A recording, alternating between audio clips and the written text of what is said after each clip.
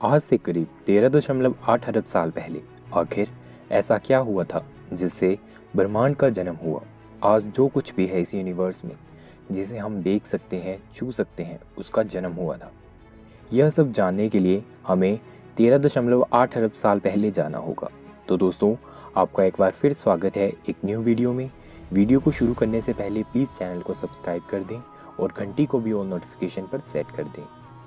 आज से 13.8 अरब साल पहले इस ब्रह्मांड में कुछ भी नहीं था सिवाय एक छोटे से गोले के।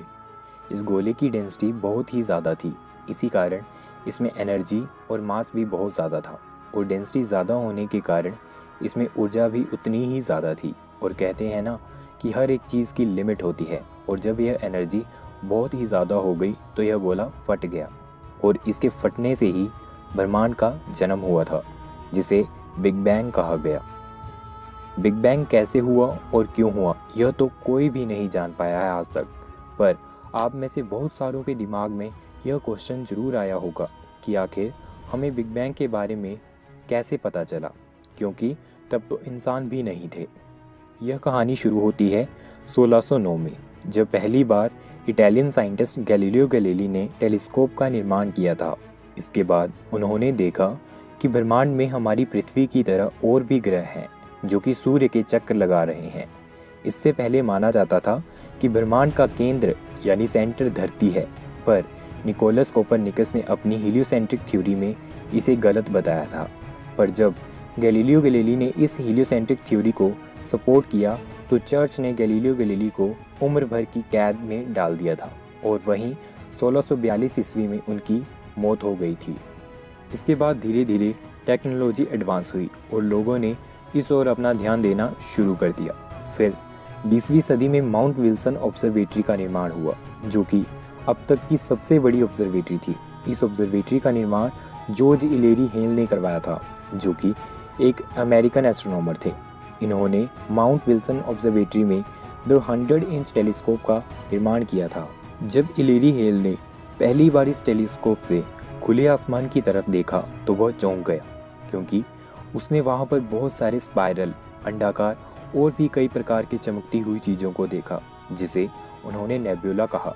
अब जॉर्ज इलेरी हेल ने इसको और ज़्यादा स्टडी करने के लिए दुनिया के सभी काबिल एस्ट्रोनॉमर को बुलाया, जिनमें से एक थे एडविन हबल, जिन्होंने बिग बैंग को एक्सप्लोर करने में बहुत ही ज़्यादा सहयोग दिया है।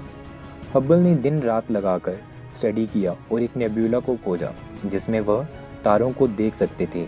इस नेब्यूला का नाम था एंड्रोमेडा नेब्यूला। उस समय कोई डिवाइस और फॉर्मूला नहीं था डिस्टेंस मापने का, पर फिर भी हबल ने स्टैंडर्ड कैंडल मेथड से यह अंदाज़ा लगाया था कि एंड्रोमेडा नेब्यूला धरती से 9 लाख प्रकाश वर्ष दूर है। पर आज इस मेजरमेंट को ठीक कर लिया गया है, जो कि यह बताता है कि यह डिस्टेंस 25 लाख प्रकाश वर्ष है। जब हबल ने डिस्टेंस माप लिया तब उन्हें पता चला कि यह एंड्रोमेडा कोई नेब्यूला नहीं बल्कि मिल्की वे की तरह गैलेक्सी ही है। इसी तरह हबल ने कई गैलेक्सीज की खोज की, और उनकी सबसे बड़ी खोज यह हुई जब उन्होंने यह पाया कि सभी गैलेक्सीज हमसे लगातार दूर जाती जा रही हैं। जी हाँ, ब्रह्मांड फैल रहा है। हालांकि हबल पहले एस्ट्रोनॉमर नहीं थे जिन्होंने इस बात को समझा। अमेरिकन एस्ट्रोनॉमर वेस्टर स्लीपर ने भी यह देखा था कि स्पाइरल नेब्यूला यानी गैलेक्सीज फैल रही हैं। हबल की इस खोज से हबल ने स्टडी किया कि जो गैलेक्सीज हमसे जितनी दूर हैं वह उतनी ही स्पीड से हमसे दूर जाती जा रही हैं। इससे हबल ने यह सिद्ध किया कि ब्रह्मांड फैल रहा है, ब्रह्मांड स्थिर नहीं है।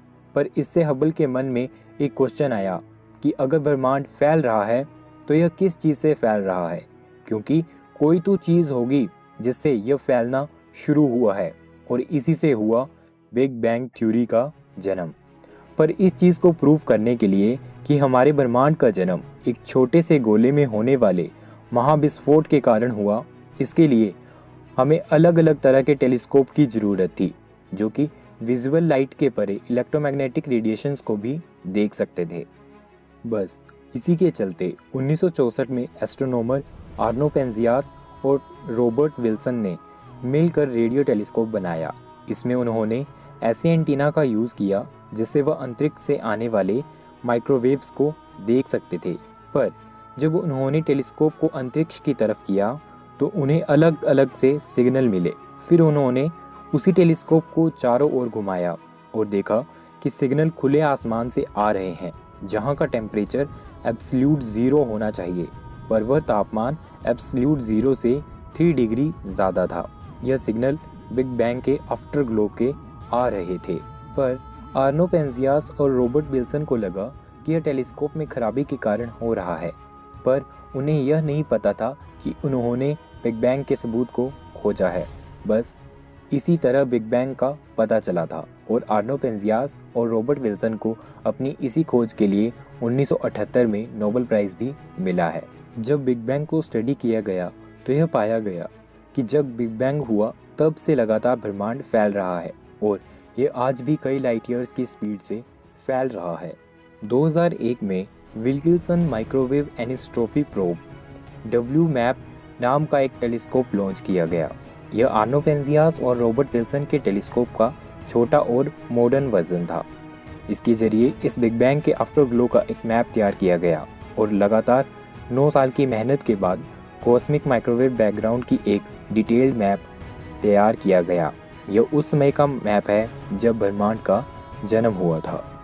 तो इस तरह दोस्तों साइंटिस्ट ने कई कैलकुलेशन और इलेक्ट्रोमैग्नेटिक रेडिएशंस के जरिए बिग बैंग का पता लगाया था।